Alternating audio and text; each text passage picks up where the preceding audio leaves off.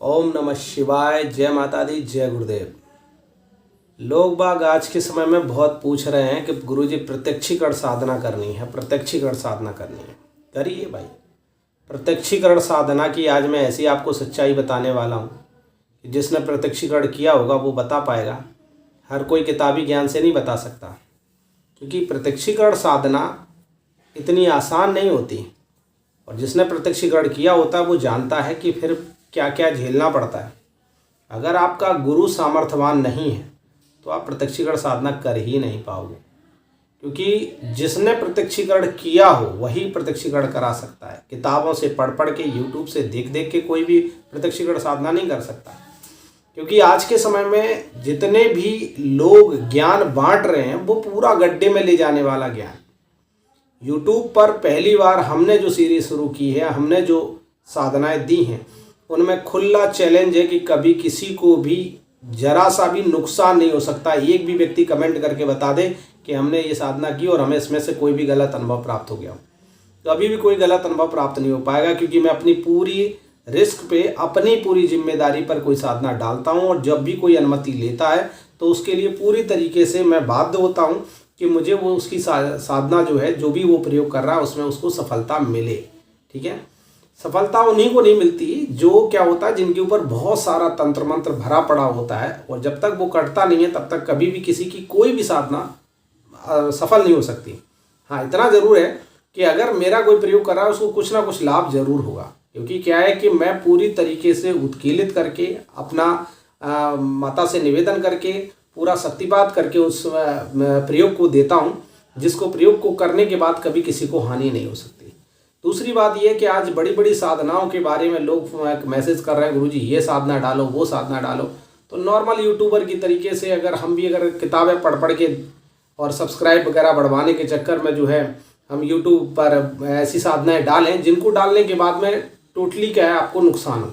क्योंकि आपको पता होना चाहिए जितने भी यूट्यूब पर मंत्र डाले गए वो सभी के सभी कीलित मंत्र हैं, क्योंकि कोई भी वैदिक मंत्र जो है वो उत्कीर्णित केवल या तो गुरु कर सकता है, या उत्कीर्णन विधान से अगर आप उसको करते हैं तो आप उसको उत्कीर्णित कर सकते हैं। बाकी अन्यथा बिना गुरु के कोई भी मंत्र चलता नहीं है, और कोई भी दैवी शक्ति जो है वो बिना माध्यम के चल ही नहीं सकती। बिना माध्यम के आपको कभी भी वो शक्ति आपके समक्ष आ ही नहीं सकती। तो इसलिए क्या है कि जिसने शक्ति को साधा हो, सिद्ध किया हो, वही आपको प्रत्यक्षीकरण करा सकता है। दूसरी चीज ये कि प्रत्यक्षीकरण की एक बहुत बड़ी सच्चाई सभी से छुपाई गई है। वो प्रत्यक्षीकरण की सच्चाई क्या है? वो ये है कि जब लोग प्रत्यक्षीकरण करते हैं तब अगर दैवी शक्ति आपकी ओर एक कदम आगे बढ़ा देती है तो समझ लो कि फिर जितने भी तांत्रिकों ने उस शक्ति की साधना की होती है वो सब आप पर वार करना शुरू कर देते हैं। ठीक है, और आप पर क्या है कि उस शक्ति को आने से हर संभव प्रयत्न करते हैं कि वो रुक जाए। हमारे तो कुछ क्या है कि गुप्त दुश्मन भी थे, तो जिन्होंने बहुत प्रयत्न किया, हम जिस एरिया में थे उस एरिया को पूरा बांधा और हर संभव प्रयत्न किए, वो पहले से कर रहे थे। लेकिन जब वो माता जब हमारी तरफ अग्रसर होने लग गई तो फिर उस एरिया के दसियों हजार तांत्रिक, बल्कि क्या होता है कि दसियों हजार तांत्रिक पीछे पड़ गए। उस एरिया के नहीं बल्कि जहाँ जहाँ जिन्होंने सिद्धियाँ की थी, उस शक्ति को रोकने के लिए, माँ भगवती की जो है को रोकने के लिए उन्होंने हर संभव प्रयत्न किए। लेकिन क्या होता है कि हमने कोई एक ही सिद्धि थोड़ी कर रखी थी, हमने पहले भी कई सिद्धियां कर रखी थी, जिसके माध्यम से क्या था कि हमने उन सबको बांध लिया उस समय, और उन सभी की सिद्धियां काफ़ी हद तक छीन भी ली। और जो बहुत सारे ऐसे भी थे कि जो सही थे, लेकिन क्या था कि उनको भी लगता है कि मन में भाव हो जाता कि नहीं, इसको ये सिद्धि प्राप्त नहीं होनी चाहिए। तो आप ये सोचो कि प्रत्यक्षीकरण के लिए जब कोई दैवी शक्ति आपके पास आना चाहती है तो बाधाएं बहुत सारी होती हैं। सारे जो दिव्य दृष्टि वाले तांत्रिक हैं उनको सबको लग जाता है कि ये शक्ति इसके पास नहीं जानी चाहिए, उसको रोकने का वो हर संभव प्रयत्न करते हैं। अगर आपके पास गुरु सामर्थ्यवान है और आप में सामर्थ्य है, क्योंकि सामर्थ्य उत्पन्न करके ही गुरु प्रत्यक्षीकरण की ओर आगे बढ़ाता है। जब तक आपके अंदर वो सामर्थ्य ही नहीं आएगी तो आप छोटी सी भी शक्ति को नहीं साध पाओगे। हम यहाँ महाशक्ति की बात कर रहे हैं, जगत जननी जगदम्बा की बात कर रहे हैं, वो जगदम्बा जिसमें ब्रह्मा विष्णु महेश बल्कि पूरा ब्रह्मांड समाहित है। जब वो भगवती आती है तो पूरा ब्रह्मांड लेकर आती है, और जब वो ब्रह्मांड लेकर आती है तो उसको रोकने के लिए हर संभव हर व्यक्ति प्रयत्न करता है। तो दुर्गे माता की जो साधना लोग कर रहे हैं वो करना चाहते हैं और पूर्ण रूप से करना चाहते हैं, तो उसको तो वही करा सकता है जिसने खुद प्रत्यक्ष वो साधना की हो। और इस पद्धति में बहुत बारीकियां हैं जो आपको इस पे यूट्यूब पर नहीं बताई जा सकती, कि हमने तो उस चीज़ को भोगा है, हमने देखा है और हमने सारी चीज़ों को, उन कठिनाइयों को सामना किया है। क्या क्या अनुभव तो किए बताए भी नहीं जा सकते, कि अनुभव जैसे जैसे होते हैं, जैसे जैसे शक्तियाँ आके खड़ी हो जाती हैं आपके सामने, और उस समय क्या होता है कि उनका सामना करना भी आप लोगों के बस में नहीं होता है। और कुछ चीज़ें ऐसी भी होती हैं कि जो मतलब क्या बोलती हैं कि शरीर पर भी आकर रेंग जाती हैं, और उनको भी क्या है कि उनमें अपने आप को स्थिर रखना भी बहुत बड़ी बात होती है। तो मैंने जब अभी ये साधना करी तो सबसे पहली बात आप ये समझ लें कि प्रत्यक्षीकरण की साधना एक तरीके से मतलब लास्ट चरण होता है। और आप लोग क्या है कि एकदम डायरेक्टली ये सोचते हो कि हमने 1 लाख 2 लाख 5 लाख मंत्र जप कर लिए और इसमें हमें प्रत्यक्षीकरण हो जाए, तो भूल जाओ आप। ये तो क्या होता है, इससे तुम्हारे शरीर की ऊर्जा मेंटेन होती है। आज वो सच्चाई बता रहा हूँ आपको कि जो आपको कोई नहीं बताएगा। ये सब यूट्यूब पे जितने लोग हैं जो 1 लाख में ये सिद्धि हो जाएगी, 2 लाख में ये सिद्धि हो जाएगी, ये प्रत्यक्षीकरण हो जाएगा, कभी नहीं होगा। और मीठी मीठी बातों में फंसना है तो फंस लो, करो आप, कितना आप उनकी बातों को मानते हो और क्या आपको बेनिफिट मिलता है, टोटल लॉस, ठीक है ना, नुकसान ही उठाओगे आप। तो हम ऐसा कुछ भी आपको नहीं देना चाहते, बताना चाहते जिसमें कि आप भ्रमित हों, क्योंकि दुर्गा माता की प्रत्यक्षीकरण करना, जगत जननी जगदम्बा का प्रत्यक्षीकरण करना बच्चों का काम नहीं है।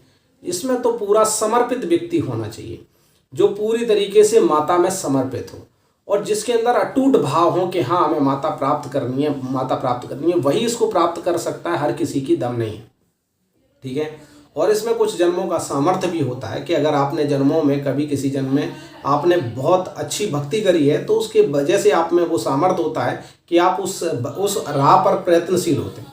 लेकिन एक बात ध्यान रखना कि जो व्यक्ति इन राहों पर चलता है वो सब कुछ बर्बाद करके आता है, और जब सब कुछ चारों तरफ से समाहित हो जाता है तब सिर्फ उसको केवल माता ही दिखाई देती है और माता उसको प्राप्त होती है। और जब माता प्राप्त हो जाती है तो पूरा संसार, पूरा ब्रह्मांड उसका होता है, ठीक है ना।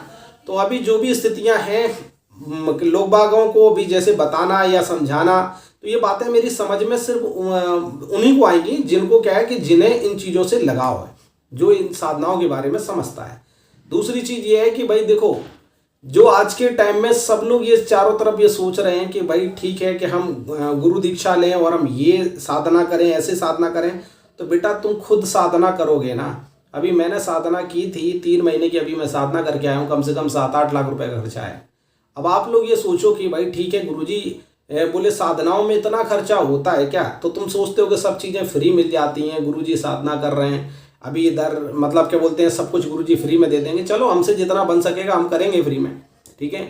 लेकिन जब बेटा आप खुद भक्ति करोगे ना तो खुद को भी पैसा बहुत चाहिए, क्योंकि आप जब अगर वाकई डूब कर रहे हो तो आपको एहसास होगा कि माता को क्या पसंद है, माता के लिए हम क्या कर सकते हैं, माता के लिए किस तरीके से करते हैं।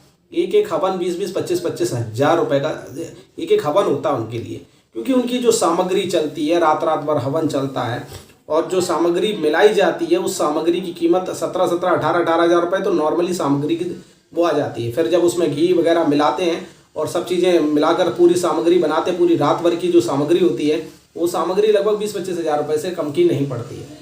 तो इतने बड़े बड़े हवन जो है लगातार आपको करने हैं। 3 महीने तक मैं रहा हूँ वहाँ पे, हवन भी किए हैं और मैंने साधनाएं भी की हैं। जिस एरिया में रहा हूँ वहाँ पर क्या बोलते हैं कि जब मैंने हवन करता था तो हजारों तांत्रिकों की नज़रें रहती थी कि भाई ये कब क्या कर रहा हो। जब वो प्रत्यक्षीकरण के लिए जब कोई एक कदम माता आगे बढ़ाती है ना, अब देखो फिर इनके नाटक क्या शुरू होते हैं। हर तरीके के संभव प्रयत्न कर लेते हैं। कोई शमशान में बैठ जाता है, कोई मुर्गा काट देता है, कोई बकरा काट देता है और कहता है नहीं माता नहीं जाएगी, रोको माता को, वहाँ नहीं जाना है। लेकिन जिसने भक्ति मजबूती से करी है माता रोकेगी क्या।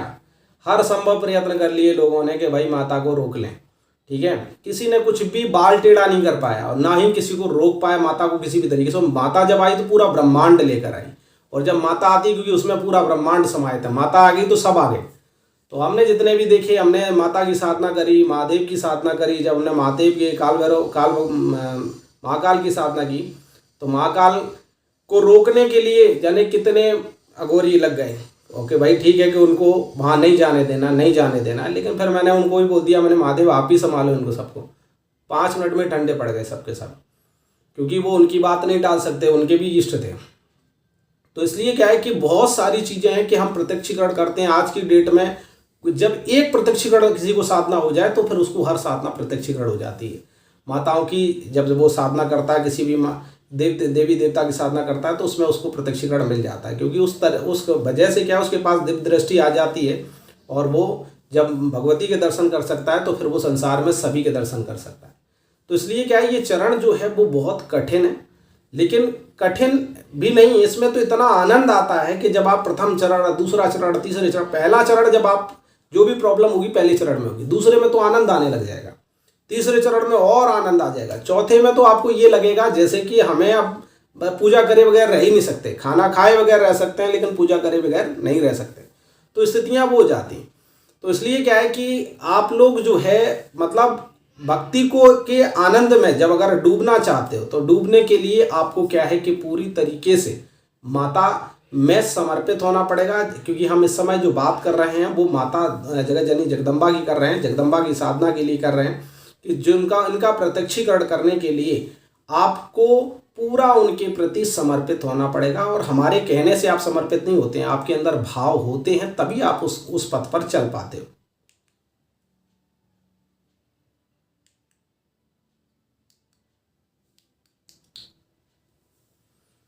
तो अगर आप माता की साधना करना चाहते हैं और प्रत्यक्षीकरण करना चाहते हैं तो बहुत ही मजबूत होना पड़ेगा।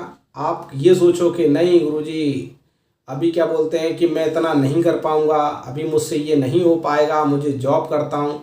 अगर आप दुर्गा माता की प्रत्यक्षीकरण साधना करना चाहते हैं तो आपको सब कुछ छोड़ छाड़ के 2-4-5 महीने लगना पड़ेगा, और 2-4-5 महीने नहीं बल्कि साल भर भी लग सकता है कि आपको उनके पीछे लगना पड़ेगा, और बिल्कुल एकदम समर्पित होकर फिर एक ही काम हो पाएगा। लेकिन एक बात ध्यान रख लेना कि अगर आपने अपनी ज़िंदगी का 1 साल दे दिया तो आपने ये समझ लो कि पूरा ब्रह्मांड जीत लिया, आपके पास में सब कुछ होगा। फ़र्क ये है कि लालच के उद्देश्य से आप माता को कभी प्राप्त नहीं कर सकते, सिर्फ भावपूर्ण होकर ही आप उनको प्राप्त कर सकते हैं। ठीक है, तो आपके मन में अगर अच्छे भाव हैं तो माता आपको जरूर मिलेगी। दूसरा ये है कि भाई गुरु सामर्थ्य के बिना आपको प्रत्यक्षीकरण कभी नहीं हो सकता, भूल जाओ कितना भी करो। हाँ, भूत प्रेत वगैरह जो है आप उन्हें सिद्ध कर लिया तो उल्टा सीधा आपको परेशान कर रहे हैं, हल्का फुल्का दिख जाते हैं, बता देते गुरुजी ऐसे आ जाते हैं, वो आके सामने खड़ा हो जाता है। कभी कभी क्या भूत प्रेत दृष्टि के पर्दे फाड़ देते हैं और उसके बाद में आपको नकारात्मक चीज़ें दिखने लग गई। और जिसके पास भक्ति की पावर नहीं है और उसको उसकी दृष्टि खुली है तो वो समझ लो कि वो गड्ढे में जा रहा है, क्योंकि उसके पास में क्या हो जाएगा कि उसके ऊपर वो जिसको भी देखेगा वो उसके ऊपर प्रभावी हो जाएगा। तो आप अगर माँ भगवती को अगर सिद्ध करना चाहते हैं, प्रत्यक्षीकरण करना चाहते हैं, तो सबसे ज़रूरी चीज़ ये है कि आपके पास योग्य गुरु होना चाहिए, ऐसा गुरु होना चाहिए जिसने माँ भगवती का प्रत्यक्षीकरण किया। ठीक है, क्योंकि अगर आप ऐसे गुरु के संपर्क में रहेंगे तो उसको पता है कि जो उन्होंने भोगा है वो कम से कम आपको नहीं भोगने देंगे। ठीक है, और अगर योग्य गुरु के सानिध्य में साधना करते हैं तो वो उसको सरल बना देगा, जैसा कि उसको फील हुआ, जैसे उसको परेशानियां आई उस तरीके से वो तुम्हें आगे से आगे अवगत कराता रहेगा कि बेटा अब तुम्हारे साथ ऐसा हो सकता है, अब तुम्हारे साथ ये होगा, इसके लिए सचेत रहो।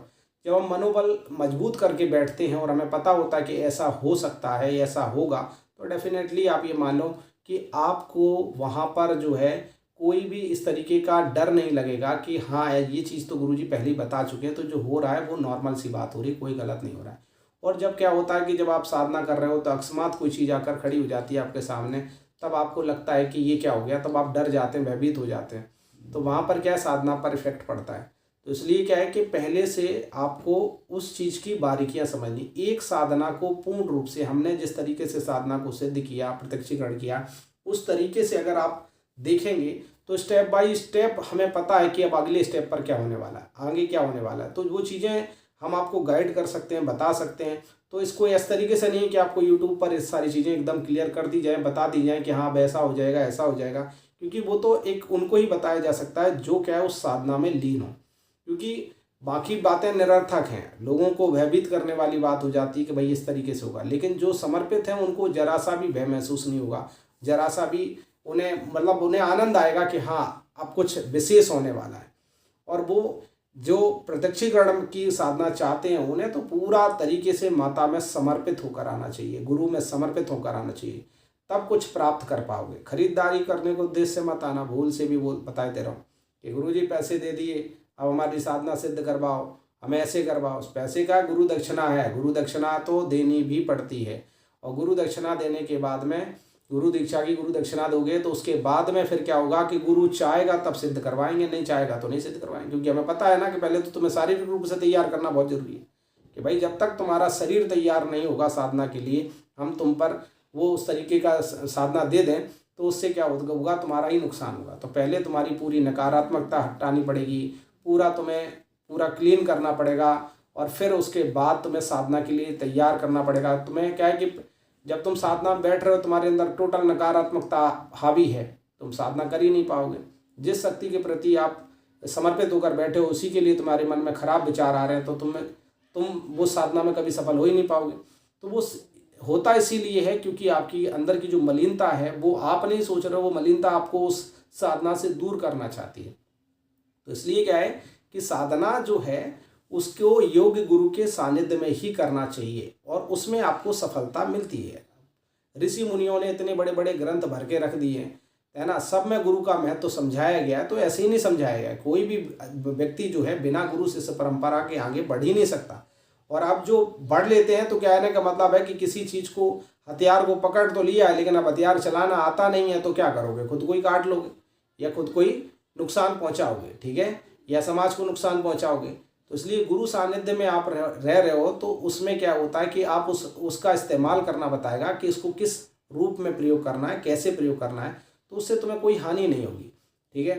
दूसरी चीज़ ये है कि बेटा जब कोई प्रत्यक्षीकरण साधना करता है तो कितनी समस्याएं आती हैं, मैंने झेला है, मैं जानता हूँ उस चीज़ को कि किस तरीके से वहाँ पर कितने तांत्रिकों ने हमारे ऊपर कितने कितने बार किए, कितनी मतलब माता को रोकने का क्या क्या प्रपंच किया है। लोग महादेव बन बन के लौट रहे हैं, ठीक है ना, महादेव का स्वरूप लेकर के माता में नाग ना पाए, माता सम्मान करती है इसलिए क्या है कि उनका तरीके से बन रहे हैं और दुनिया के बंधन लगा रहे हैं, सब कुछ कर रहे हैं। हम तो देख रहे थे कि हाँ ये बंधन लग रहे हैं सब कुछ, मैं तो निश्चिंत रहता था, चुपचाप रहता था, मैंने निपटूंगा। शाम को जहाँ 4 आहुतियाँ दी वहीं पे सबके सब खत्म। तो वो सोच रहे हमने इतने इतने बड़े बंधन लगा दिए, ये कहाँ से कट गए, तो ये 2 मिनट में कट जाते हैं। मैं देख लेता था कि भाई ठीक है चलो करो, लगाओ और ताकत लगाओ और ताकत लगाओ, हम तो एक झटके में तुम्हें उखाड़ लेंगे। क्योंकि वो समझ रहे थे कि भाई इनके पास में केवल एक ही की माँ भगवती की साधना कर रहे हैं तो इनकी साधना भी पूर्ण नहीं है, इसको तो हम रोक लेंगे। रह रहे उन्हें ये थोड़ी पता कि हमने और भी पहले बहुत सारी सिद्धियाँ कर रखी और फिर मतलब एक गुरु की भी ताकत होती है, ठीक है ना। तो उस कारण से क्या होता है कि लोग नहीं समझते और अपने तरीके से जो है वो अपना प्रपंच करना शुरू कर देते हैं। तो बेटा जो नॉर्मल लोग होते हैं वो तो कई लोग विक्षिप्त भी हो जाते हैं। तो विक्षिप्त होने का कारण ये नहीं होता कि भाई आपकी साधना में असफलता हुई, कुछ लोग क्या है कि उसको आपकी सामर्थ्य के हिसाब से क्या कर देते हैं, आपके ऊपर कई तरीके के बंधन लगा देते हैं, रोक लगा देते हैं, जिससे आपकी साधना पूर्ण नहीं हो पाती। तो यूट्यूब पर कोई भी ये चीज़ें नहीं बताता कि भाई कोई भी साधना को हम जब प्रत्यक्षीकरण करते हैं तब क्या क्या अड़चनें आती हैं। अड़चनें सबसे बड़ी चीज़ ये है कि एक कदम माता ने आपकी ओर आगे बढ़ाया नहीं कि ये समझ लो कि फिर जितने भी दृष्टि वाले, जितने भी तगड़े तांत्रिक होते हैं वो हर संभव प्रयत्न करते हैं आपकी तरफ वो शक्ति ना जाए, ठीक है। लेकिन सीधी सी बात है, जब हमारे भाव नेक हैं, हम सब लोगों के लोक कल्याण की भावना करके चलना चाहते हैं, तो माँ भगवती रुक ही नहीं सकती और उल्टा उनका विनाश होगा जो लोग माता को रोकने का प्रयत्न करेंगे। जब माता चाहती है, माता के चाहने के विरुद्ध आप जाओगे तो आपको ही नुकसान उठाना पड़ेगा। और जो लोग मेरे विरुद्ध कार्य कर रहे थे वो लगभग धीरे धीरे खाली होते चले जा रहे हैं। माँ भगवती से मैंने भी कई बार कहा, मैंने माता ये क्या कर रहे हो, देखो ये कितना बार कर रहे हैं और हम कुछ नहीं बोल रहे हैं, फिर भी इसके बाद ये रिस्पॉन्स आ रहा है। माँ भगवती बोली बेटा तू शांत रहे, जो शक्तियाँ इनके पास हैं वो उनका ही शोषण करने वाली हैं अब, क्योंकि अब इनका अंत आ चुका है। क्योंकि आप अहंकार एक लिमिट में होना चाहिए, इतना अहंकार नहीं होना चाहिए कि भाई आप किसी को भी हानि पहुंचाने के बारे में सोचें। शक्तियों का कभी दुरुपयोग नहीं करना चाहिए। अगर कोई मुझे 4 जूते मार के जाता है तो मैं पहले भी कह चुका हूं कि मैं उसका जवाब जूते से ही दूंगा या चुप रहूँगा, लेकिन कम से कम तंत्र से नहीं दूंगा, क्योंकि तंत्र का दुरुपयोग नहीं कर सकता मैं, और ना आज तक मैंने किया, भगवती जानती है, ठीक है ना। बाकी क्या होता है, और मैं किसी को भी कोई भी कुछ भी कह जाए, कितना भी कोई मेरे साथ बुरा कर जाए, मैं तो सब माता पे ही छोड़ देता हूँ। लेकिन मैंने ये चीज़ 100% देखी है कि जिसने भी मेरे बारे में बुरा सोचा है उसकी उल्टी गिनती उसी समय से शुरू हो जाती है, क्योंकि माँ भगवती चुप नहीं बैठती, क्योंकि जब किसी बच्चे पर निरर्थक आप वार कर रहे हो तो फिर माता तो जवाब देगी ही देगी। ठीक है, माता खुद ही, मैं देखता हूँ कि किसी से मुझे अलग करना होता है तो माता खुद ही निर्णय करती है। माता कहती है कि नहीं ठीक है, अब ये तेरा अलग होने का टाइम आ गया, तो ऑटोमेटिकली उसे अलग कर देती है। ठीक है, तो अब जो भी चीज़ें हैं, लोगों को अच्छा लगे बुरा लगे, इससे हमें कोई मतलब नहीं है। हमें तो सिर्फ इतना मतलब है कि जो लोग दुरुपयोग करते हैं उनसे माता मुझे अलग कर ही देती है, जो तंत्र का दुरुपयोग करते हैं उनसे माता बिल्कुल अलग कर ही देती है। ये मैंने चीज़ें देखी हैं। और माँ भगवती जो है वो तो क्या है, स्वयं बात करती है, स्वयं बताती है सारी चीज़ें। इसलिए क्या है कि हम हमारे ऊपर वार करते रहते हैं, हम देखते रहते हैं, हमारे ऊपर कोई वार आते ही नहीं है किसी का भी, कितनी भी ताकत लगा लो। और लगा लगा के छक चुके हैं, फिर भी करते हैं लोग बाग। तो करते रहो भाई, तुम्हारा कर्म तुम्हारे साथ में, हमारा कर्म हमारे साथ में, हम किसी का बुरा नहीं सोच रहे। तुम्हारी जितनी भी ताकत लगे करो, और देखो उसका परिणाम क्या मिल रहा है। तो मैं तो देख रहा हूँ कि तुम बर्बाद होते चले जा रहे हो, सबके सब जो इतने भी हैं। लेकिन एक चीज़ मैं फिर से कह रहा हूँ, चैलेंज है मुझे उन लोगों का जो क्या है कि अधर्म कर रहे हैं, उनकी तो ऐसी तैसी मरनी है, ये तो क्लियर सी बात समझ लो। क्योंकि जो सनातन धर्म का नुकसान कर रहे हैं, जो सनातन धर्म की आड़ में पैसा कमा रहे हैं और सनातन धर्म को ही बदनाम कर रहे हैं, गंदी गंदी गालियां दे रहे हैं, साधु संतों को गालियां दे रहे हैं, किसी भी साधु संत का सम्मान नहीं करते हैं। ठीक है, सबको अपना बेटा बोल रहे हैं, सबको अपना सबके बाप बन रहे हैं। तो ऐसे तांत्रिकों का तो बुरा होना ही है। ठीक है ना, और हम नहीं करेंगे तो माता भगवती तो करेगी करी। ठीक है ना, लेकिन जो मेरे लपेटे में आएगा उसको तो देखेंगे। लेकिन हाँ, किसी चीज़ को अगर मैंने किसी को सम्मान दिया है तो मैं उसके ऊपर हाथ नहीं उठाता या उसके ऊपर कोई वार नहीं करता। तो कुछ लोग ऐसे हैं कि जिनको मैं सम्मान दे चुका हूँ। ठीक है ना, आप समझ रहे होंगे। और उनको सम्मान देने के बाद में सम्मान अभी तक बनाई है, किसी के बारे में ना मैंने कोई गलत टिप्पणी करी है और ना ही करना चाहता हूँ। लेकिन हाँ ठीक है कि अगर वो सम्मान के दायरे में रहेंगे तो हम लोग भी सम्मान के दायरे में ही हैं। और उनको अच्छे से पता है कि अगर हम सम्मान का दायरा तोड़ते हैं तो केवल उनका ही नुकसान होना है, मेरा नुकसान नहीं होना। ठीक है ना, तो इसलिए क्या है कि आप खूब अच्छे से चेक भी कर सकते हो, देख भी सकते हो कि ठीक है, मेरी ऊर्जा को अच्छे से चेक कर सकते हो। मैं कभी किसी का बुरा सोचता नहीं हूँ, ना मैं किसी का कभी बुरा करता हूँ। ठीक है, तो बाकी अब ये है कि प्रत्यक्षीकरण के लिए बात कर रहे हैं। और मैं एक गुरु सामर्थ्य के बारे में और बताना चाहता हूँ कि जैसे कुछ लोग ये सोचते हैं ना कि गुरु क्या होता है। तो मैं तुम्हें एक प्रैक्टिकल एग्जांपल देता हूँ कि भाई अभी एक लड़के का इसमें मैं आप पढ़ना भी, मैं इसमें कमेंट में भी आएगा।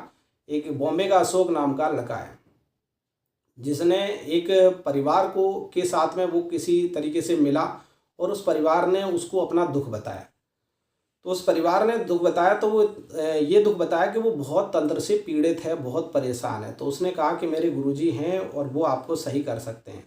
तो उसने उसके बारे में मुझे सारी डिटेल्स बताई। लेकिन डिटेल्स बताने के साथ उसके मन में एक भाव आया कि गुरुजी मेरी इच्छा है कि काश मैं इसका इलाज कर पाता, क्योंकि ये परिवार जो है इतना दुखी था और इसके दुख को देखकर मेरे आंसू आ गए। तो मैंने सोचा कि काश मैं इतना सामर्थ्यवान होता कि मैं इनके परिवार को ठीक कर देता। तो उसकी बात जो है इतने भावपूर्ण थी कि मुझे मन में थोड़ी सी चुभी कि भाई ठीक है, ये बच्चा करना चाहता अपने दिल से इस बात को मतलब लेकर कि हम इसके परिवार की सेवा करें। तो मैंने उसको बोला कि बेटा जा और तू अभी जा और उसका ट्रीटमेंट कर जाके, और मेरी समस्त शक्तियाँ तेरे साथ में। तो जब वो उसके परिवार के घर में गया तो उसमें क्या था कि उसमें ज़्यादातर लोग तांत्रिक ही थे। और वो तांत्रिक ऐसे थे कि पूरी तरीके से पीड़ित बंधे हुए थे, क्योंकि तंत्र क्रियाएं करते थे, बड़ा शौक होता था दूसरों के तंत्र काटना, दूसरों के पाप कर्म काटना, और उनको काटने के बाद में अपने ऊपर ही उड़ेलते रहे और पूरा घर तंत्र से भरा पड़ा। अब वो बच्चा जैसे ही पहुंचा तो उन्होंने देखा कि उन्होंने बोला कि भाई कि आओ, मेरे गुरु ने कहा है कि मैं आपको ठीक कर सकता हूं, तो मैं आपको ठीक करने के उद्देश्य से आया हूं। तो वो लोग बैठ गए और बैठने का बाद उसने जैसे ही अपने गुरु को यानी मुझे आह्वान किया तो मेरी समझ शक्तियाँ गुरु के मेरे माध्यम से वहाँ पहुँच गई। जब वहाँ पहुँच गई तो उनके घर में सबके पास सवारियाँ आने लग गईं और सब ने बड़ी बड़ी माताएं आईं, अष्टभुजी माता आई, माँ तुलजा भवानी आई, काफ़ी देवियाँ आईं, काफ़ी उनके पितर वगैरह आए, खूब रोए, सारी चीज़ें उन्होंने बताईं और पूरा घर का समस्या का समाधान उस बच्चे ने ही किया। और तुलजा भवानी माता ने उसको आशीर्वाद दिया, अष्टभुजी माता ने उसको आशीर्वाद दिया और उनके साथ हो गई और बोली कि बेटा कि अब तूने इतने भाव से इस घर को ठीक किया, अब हम तेरे साथ हैं, तू जो भी कार्य करेगा हम उसमें तेरा साथ दें। तो जो लोग समर्पण भाव से किसी का भी इलाज करते हैं, किसी को भी ठीक करते हैं, तो उनकी शक्तियाँ हमेशा बढ़ती ही हैं। लेकिन फिर भी उसके लिए गुरु होना जरूरी है, क्योंकि उसने जो तंत्र काटा, उस तंत्र को उठाने का काम किसने किया? मैंने किया। वहाँ पे मेरी शक्तियों ने किया। मेरी शक्तियों ने उठाकर उस तंत्र को उठाकर जहाँ स्थान देना था वहाँ स्थान दिया। क्योंकि अगर उनको नहीं स्थान दे रहे हैं तो वो फिर या तो उसके घर में जो काटेगा उसी घर में घुसेंगे कि भाई तूने मुझे हटाया तो अब मुझे स्थान दे, या फिर मुझे कहीं मुक्त कर या भेज हमें। तो हम लोगों ने उनका क्या है कि एक कैद में जो करते हैं उन लोगों को, तो उस कैद जाल में हमने उनको रख लिया कि हमने ठीक है अब तुम्हें हम देखेंगे। जो नकारात्मक शक्तियाँ उन्हें हम जला देते हैं और जो सही शक्तियाँ होती हैं उनको हम क्या है कि व्यवस्थित कर लेते हैं या उनको उनके स्थान पर भेज देते हैं। तो उनके लिए क्या है स्थान बनाना पड़ता है। तो उस हिसाब से क्या है कि वो सारी चीज़ें चलती रहती है। मैं किसी के साथ में कुछ भी गलत नहीं करता हूँ, लेकिन क्या होता है कि जो गलत नहीं करता वही क्या है आध्यात्म क्षेत्र में बहुत ऊंचाइयों तक पहुँचता है और सभी शक्तियाँ उसको आशीर्वाद देती हैं। ठीक है, बस क्या होता है कि सही व्यक्ति सही सम्मान शक्तियाँ चाहती हैं और सही व्यक्ति के माध्यम से उसको सम्मान मिलता है और लोग जो प्राप्त कर लेते हैं। तो बड़े बड़े गांव में आपने तांत्रिकों को देखा होगा कि उनकी बात करने का माताओं से और देवी शक्तियों से क्या लैंग्वेज होता है, चल ये कर वो कर, इस टाइप से बात करते हैं। तो ऐसे लोगों के साथ में जब तक कुछ काम रहता है तब तक तो रहता है, फिर वो शक्तियाँ मौका निकाल के किसी न किसी के माध्यम से वो अलग उनसे होती ही होती हैं। फिर वो रोते फिरते हैं कि मेरी शक्तियाँ कार्य करने लगे। तो कई ऐसी शक्तियाँ आई भी जिन शक्तियों को हमने खोला तो उन्होंने यही बोला कि अब हम इसके पास कभी नहीं जाएंगे, इसने कभी हमारा सम्मान नहीं किया। तो जब ऐसे तांत्रिक लोग हैं तब तांत्रिक भी क्या होते हैं कि गलत लोगों की संगत में जैसे लोगों से सीखते हैं वैसी लैंग्वेज का इस्तेमाल करते हैं। तो उससे क्या होता है उनका जीवन खराब ही होता है। तो मैं आपको बता रहा था कि उस बच्चे ने उस परिवार को ठीक किया, जबकि उसने कभी भी कोई एक माला भी सही ढंग से जाप नहीं की थी किसी शक्ति की, और उसने सिर्फ गुरु सामर्थ्य से, गुरु ताकत से, और उसको दृष्टि वाली को दिखाई दे रहा था, जो तांत्रिक थी उसको दिखाई भी दे रहा था कि तुम्हारा गुरु खड़ा है और गुरु के साथ में इतनी शक्तियाँ खड़ी हैं कि हम गिन भी नहीं पा रहे। तो वो उसके माध्यम से क्या है कि उसने तंत्र काटा, और ऐसा नहीं कि उसने एक ही तंत्र काटा, उस तंत्र को काटने के बाद उसका कॉन्फिडेंस लेवल बढ़ गया और वो मुझसे आज्ञा लेता रहा और उसने साल भर बड़े बड़े तंत्र काटे। फिर मैंने उसको क्या है कि लास्ट में एक साधना करवाई उसको। तो साधना करवाने के बाद में मैंने कि अब तू खुद की सामर्थ्य से भी काट, अभी पूरा का पूरा सारा का सारा जो है गुरु की सामर्थ्य से ही काट रहा है। तो अब उसके बाद में वो अपनी साधनाओं में लगा हुआ है। ठीक है, अशोक बताना कमेंट करके कि हाँ तूने एक साल कितने कितने बड़े तंत्र काटे, बड़े बड़े वशीकरण किए हैं तूने, ठीक है ना, और बड़े बड़े तंत्र काटे हैं तूने। तो जिस तरीके से इन लोगों ने तंत्र काटे हैं, ठीक है ना, तो ये सब किससे? गुरु सामर्थ्य से ही काट दिए। ठीक है, तो आप लोग इस चीज़ को समझें कि गुरु का मतलब ये नहीं होता। गुरु का मतलब है कि गुरु एक तत्व है, गुरु कोई व्यक्ति नहीं है जिसमें पूरे ब्रह्मांड की शक्तियाँ समाहित होती हैं। गुरु परम जो गुरुओं का गुरु है वो मेरा शिव है, और शिव का तत्व गुरु में होता है। जो व्यक्ति गुरु को एक सामान्य व्यक्ति समझता है वो व्यक्ति कभी भी कुछ भी प्राप्त नहीं कर सकता, कि गुरु में शिव का अंश होता है और गुरु का पूजन कभी नहीं होता। गुरु के माध्यम से जो पूजन होता है वो होता है दैवी शक्तियों का। ठीक है, हमने जो साधनाएं सिद्धियां की हैं वो सब कहाँ है? हमारे अंदर ही समाहित है। तो जो भी गुरु पूजन करता है, जो भी पूजा पाठ करता है, वो सब उन दैवी शक्तियों को समर्पित होता है, जिनके माध्यम से क्या होता है कि वो पूजा आपकी सीधी उन तक पहुँचती है। तो अगर कोई गुरु सानिध्य में अगर साधना करता है तो उसको कई गुना ज़्यादा सफलता प्राप्त होती है। वैसे हम तो यहाँ से अनुमति दे देते हैं तो हम तो साथ ही सानिध्य ही हो जाता है कि हमने अनुमति दे दी तो हमारा सानिध्य ही मिल जाता है और वो हमें महसूस करता है। अभी तक हमने जितने लोगों को गुरु दीक्षाएं दी हैं सबको मेरी अनुभूतियाँ हुई हैं। जिन जिनको अनुभूतियाँ हुई हैं, जिन जिनको गुरु दीक्षा में जिनको मैं दिखाई देता हूँ स्वप्न में, किसी की दृष्टि खुली है उनको तो सामने खड़े होकर दिखाई देता हूँ, चौकी पर बिठाते हैं तो चौकी पर बैठा हुआ दिखाई देता हूँ। ठीक है ना, तो ये सब चीज़ें मेरे साथ मेरे लिए ही नहीं होती हैं, जो भी चैतन्य गुरु हैं सभी के साथ में ऐसा ही होता है। ठीक है, और हमारा अन्य इस तरीके से नहीं है कि हम आपको केवल तांत्रिक बनाएं। हमारा तांत्रिक बनाने का उद्देश्य तो इस तरीके का है कि भाई लोक कल्याण के लिए जो तंत्र में आना चाहते हो उन्हें बनाएं।